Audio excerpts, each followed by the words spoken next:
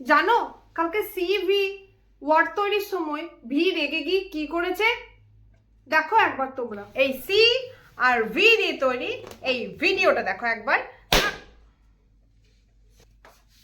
Babu hi my Buds, জানো কালকে সারা রাত্রি কেঁদেছে আমার ভি।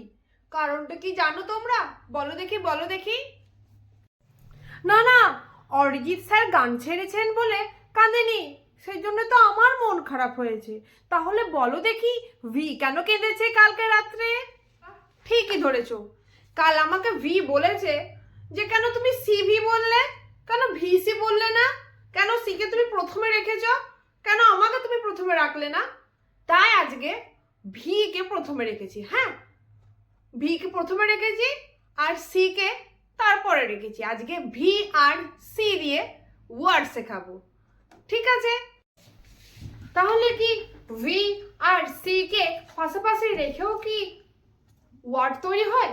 চলো এই ভিডিওটাতে দেখে নি সেটা।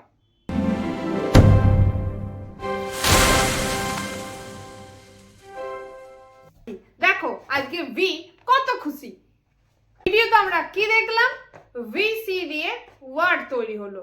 কি কি ওয়ার্ড তৈরি হলো চলো আমরা বোর্ডে একবার দেখে নিই। বন্ধুরা দেখো ভি সি দিয়ে কত ওয়ার্ড বানিয়েছি আমরা। ভি আর সি এদের দুজনকে পাশাপাশি রেখেও কি কি ওয়ার্ড তৈরি করেছি দেখো একবার। On, us, of, or, in. আমরা তো জেনেই গেছি কোনগুলো ভাওয়েলস আর কোনগুলো কনসোনেন্টস। চলো আমরা একবার দেখে নিই। ও, ইউ, ও, ও, আই, এগুলো সব তো হচ্ছে ভাওয়েলস, আমরা তো জানি। আর এন, এস, এফ, আর, এন এগুলো সব কনসোনেন্টস, এগুলো তো আমরা সবাই জানি।